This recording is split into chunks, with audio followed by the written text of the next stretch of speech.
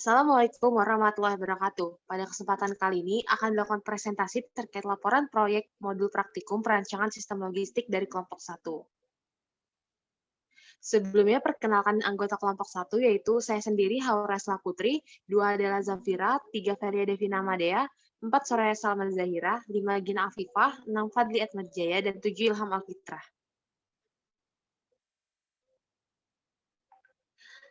Dari studi kasus yang kami pilih, yaitu merupakan produk beras. Alasan kami memilih produk beras, karena beras merupakan makanan pokok masyarakat Indonesia, yang dimana sehingga diperlukan pengaturan logistik yang baik, sehingga semua permintaan masyarakat terkait produk ini dapat terpenuhi dengan baik dan dalam kondisi yang optimal dalam setiap aspek yang terlibat. Terdapat 3 modul yang kami rancang, yaitu modul 1 terkait penerimaan, modul 2 terkait penyimpanan, modul 3 terkait pengeluaran. Untuk modul 1, yaitu terkait perancangan proses penerimaan barang yang akan dijelaskan oleh rekan saya.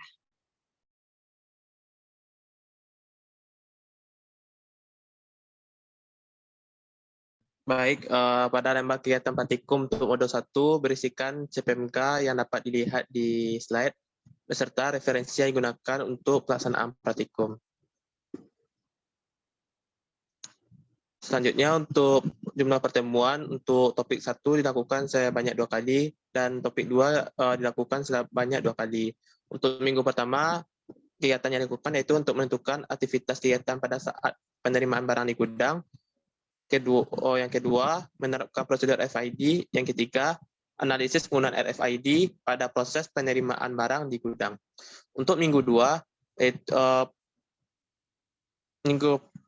itu membuat value stream mapping dan proses activity. Yang kedua, menentukan material handling dan justifikasi. Dan yang terakhir itu analisis penerapan dan logistik dalam proses penerimaan barang di gudang. Untuk kendali mutu asisten dan kendali mutu dosen dapat dilihat di slide.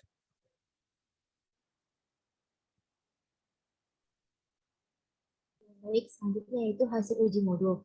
Jadi pada modul 1 ini akan dihasilkan yang pertama itu identifikasi aktivitas-aktivitas pada proses penerimaan barang di gudang. Jadi berikut merupakan aktivitas-aktivitas pada proses penerimaan barang di gudang.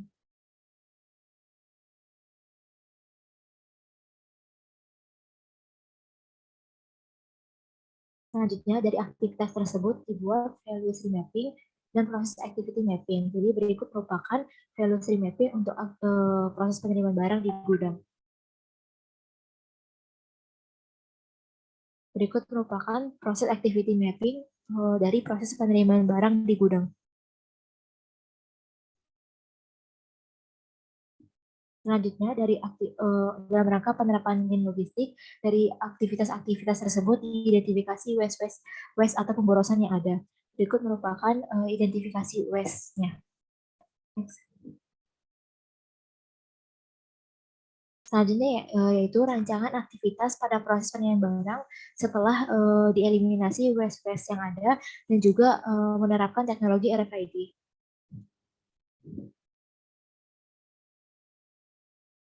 Berikut merupakan value stream mapping pada proses penerimaan barang di gudang setelah eliminasi waste dan juga menerapkan teknologi RFID.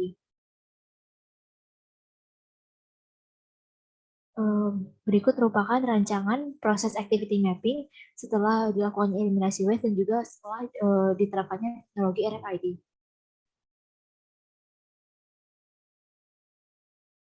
Pada modul ini juga dilakukan pemilihan material handling. Di sini metode yang digunakan yaitu metode CPI. Berikut merupakan contoh perhitungan dengan menggunakan metode CPI.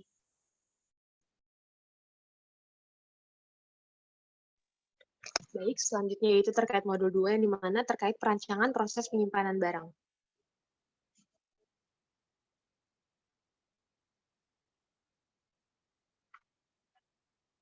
Untuk yang pertama adalah lembar kegiatan praktikum yang terdiri atas 6 poin CPMK dan 2 referensi yang dapat digunakan dalam penyelesaian modul yang dapat dilihat pada layar.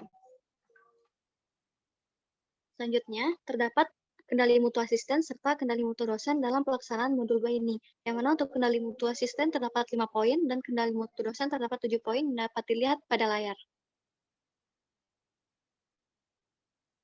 Selanjutnya yaitu terkait hasil uji modul terkait kebijakan penyimpanan barang, yang di mana berdasarkan sumber referensi terdapat 5 kebijakan penyimpanan barang, yaitu 1 kebijakan penyimpanan acak, kedua kebijakan penyimpanan khusus, ketiga kebijakan indeks kumpulan data multidimensi berdasarkan pesanan, 4 kebijakan penyimpanan berbasis tertutup, 5 kebijakan penyimpanan bersama, di mana berdasarkan deskripsi dari masing-masing kebijakan diperoleh. Pada studi kasus ini akan digunakan kebijakan penyimpanan khusus karena variasi beras yang cukup tinggi.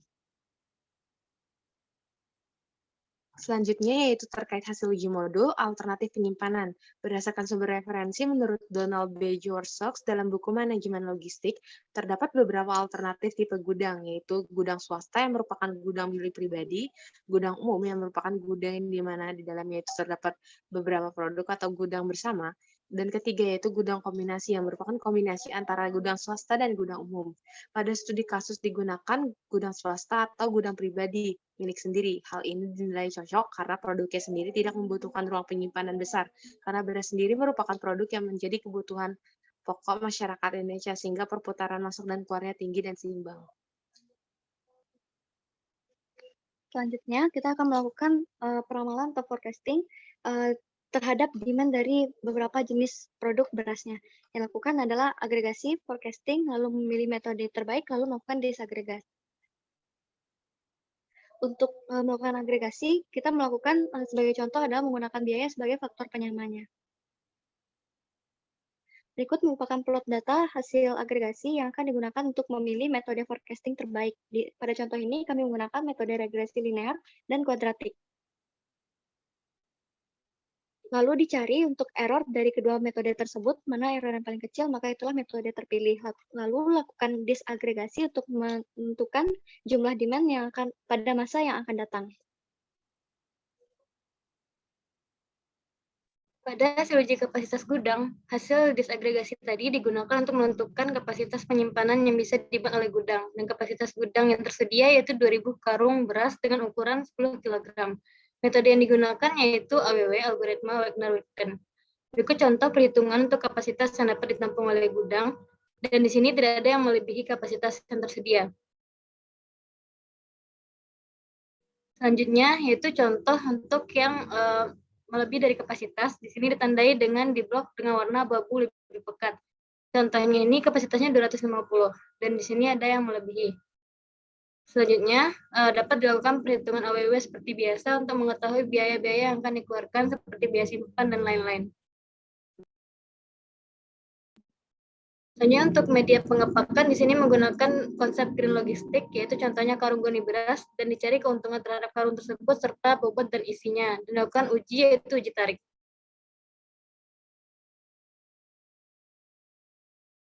Selanjutnya itu akan dijelaskan terkait modul 3 yang merupakan modul perancangan proses pengolahan barang yang akan dijelaskan oleh rekan saya.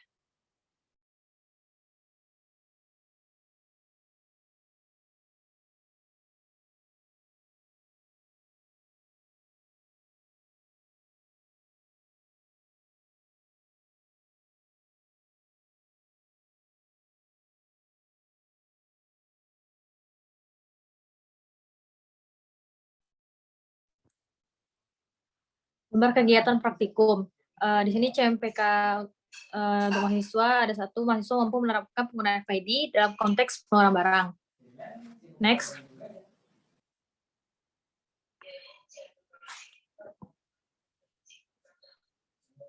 Lalu ada kendali mutu asisten dan dosen. Di sini ada pada asisten ada ketepatannya penerapan RFID. Lalu untuk dosen ada menentukan jumlah RFID, penggunaan reader, dan juga memahami mekanisme kerja dari RFID.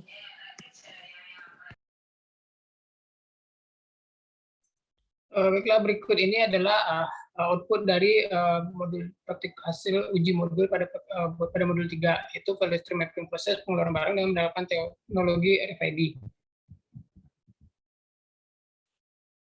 Dan ini adalah output kedua, yaitu perancangan proses activity mapping dengan menerapkan teknologi RFID.